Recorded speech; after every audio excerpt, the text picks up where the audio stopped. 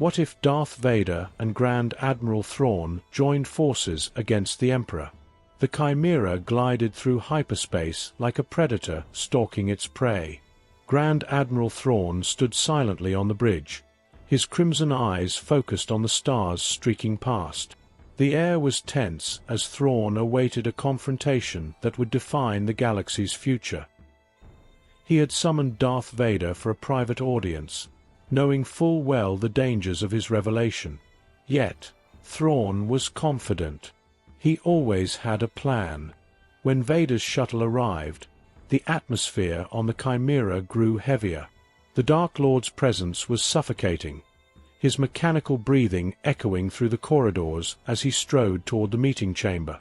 The stormtroopers stationed along the hall stiffened as he passed, a wave of fear and awe rippling through them. The doors hissed open, and Thrawn turned from the viewport to face Vader. The Sith Lord wasted no time. "Why have you summoned me, Grand Admiral?" Vader's voice was a low growl, the words weighted with impatience. Thrawn clasped his hands behind his back. "Because I believe we share a common goal, Lord Vader. To rid the galaxy of the Emperor." Vader's lightsaber ignited in a flash of crimson, its hum filling the chamber. "You dare speak such treason?" Thrawn remained calm, his expression unchanging. "Treason is only treason if it fails, my lord.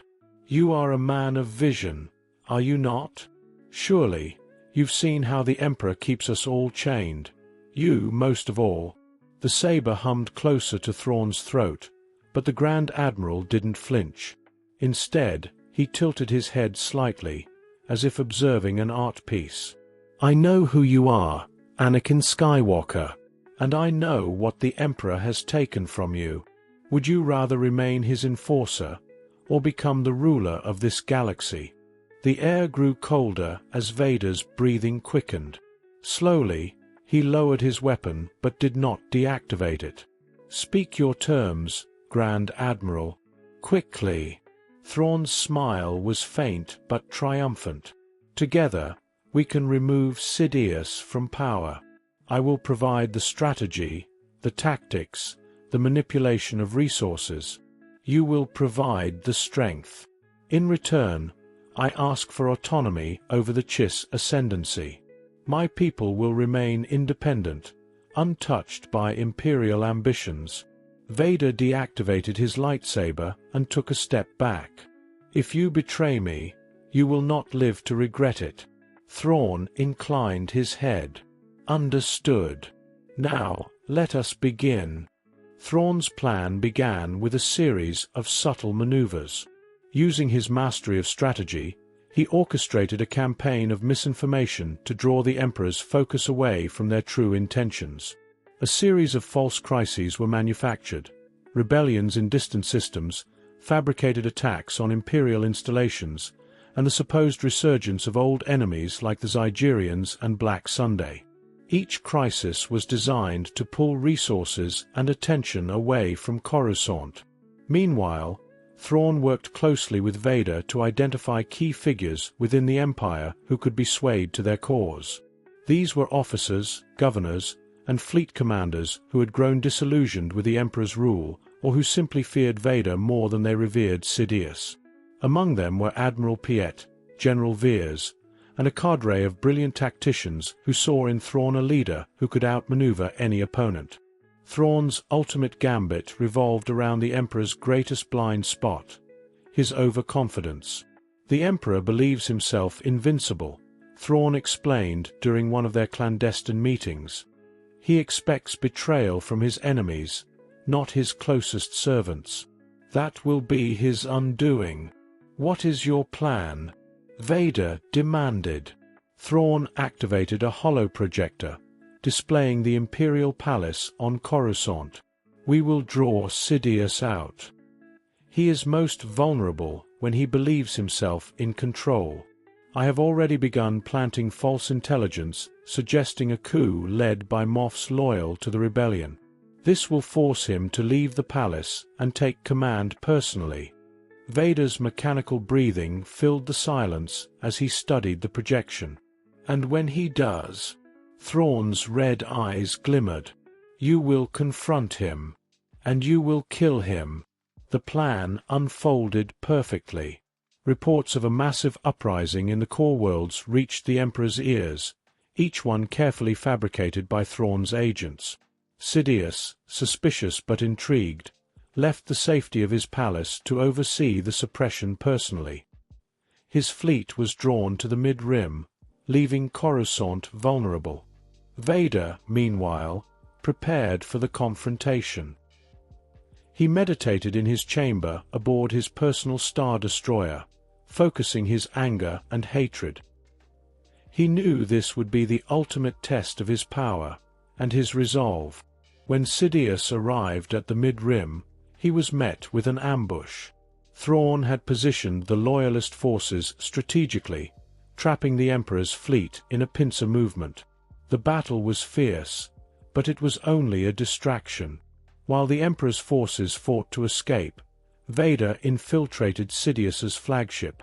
The duel between master and apprentice was cataclysmic.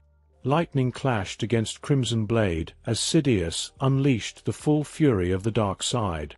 Vader, empowered by years of rage and betrayal, pushed back with unprecedented strength.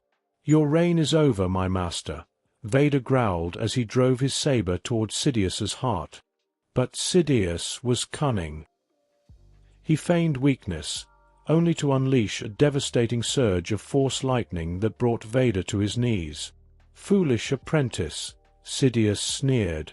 "Did you truly think you could challenge me?" Before Sidious could deliver the killing blow, Thrawn's reinforcements arrived. A strike team of elite Chiss warriors infiltrated the flagship, distracting the Emperor long enough for Vader to recover. With a final, ferocious strike, Vader severed Sidious's hands and plunged his lightsaber into the Emperor's chest. The Sith Lord fell, his body consumed by the dark side energy that had sustained him for so long. The galaxy shuddered as the shadow of Darth Sidious was lifted. With Sidious defeated, Vader assumed control of the Empire. He appointed Thrawn as Supreme Commander, entrusting him with the task of solidifying their rule. For a time, it seemed as though their partnership would bring order to the galaxy. But Thrawn had his own agenda. While Vader focused on consolidating power, Thrawn used his newfound authority to weaken the Empire's defenses. Key systems were left vulnerable, and critical supply lines were rerouted to the unknown regions. When the Chiss Ascendancy launched its invasion, the Empire was caught completely off guard. Thrawn stood aboard the Chimera, calmly observing the movements of his newly consolidated fleet. The once loyal officers who sided with Vader had been swiftly and ruthlessly eliminated, replaced with minds Thrawn deemed sharper, more reliable, and loyal to him alone. Across the galaxy, critical systems and military installations fell under Thrawn's control with surgical precision, leaving Vader isolated. The Emperor's throne was now Thrawn's to claim, not for personal ambition, but for the survival and supremacy of the Chiss Ascendancy. On Mustafar, Vader stood amidst the molten rivers of his fortress world, the oppressive heat of the planet amplifying his rage. The loss of the Empire's key systems was an insult he could not bear, but the betrayal by Thrawn burned hotter than any flame on this cursed world. "The fool underestimates me," Vader growled, his voice an ominous bass under the static of his respirator. "He thinks strategy will be enough to defeat the power of the Force." Vader had gathered what few loyal forces he could still muster. He knew the situation was dire, but he would make Mustafar a fortress against the inevitable invasion. While Thrawn's tactical brilliance was unparalleled, Vader's raw power and relentless rage would meet him head-on. Thrawn's fleet emerged from hyperspace, the largest military armada Vader had ever seen. Hundreds of Star Destroyers, TIE fighters, and other vessels orbited Mustafar, their imposing forms blotting out the stars. But what caught Vader's attention most was the ominous weapon mounted on Thrawn's lead Star Destroyer. The weapon was compact yet formidable, a concentrated version of the Death Star's superlaser, a project Thrawn had ensured was finalized by sending schematics to Eli Vanto and the Chiss Ascendancy. Unlike the Empire's clunky, planet-sized Death Star, this weapon could be mounted on a single ship and wield devastating power. In his fortress, Vader issued his commands, determined to hold Mustafar until his dying breath. His remaining forces scrambled into defensive positions. TIE fighters launched into the atmosphere, while stormtroopers manned the defensive outposts and anti-aircraft weapons. Thrawn, however, was already 10 steps ahead. He had analyzed Mustafar's volcanic terrain and pinpointed key weaknesses in Vader's defensive positions. With a series of precise orbital strikes, Thrawn's fleet began dismantling the fortress piece by piece. As the battle raged in the skies above, Vader personally led his ground forces against the waves of Chiss soldiers and droids deployed to Mustafar's surface.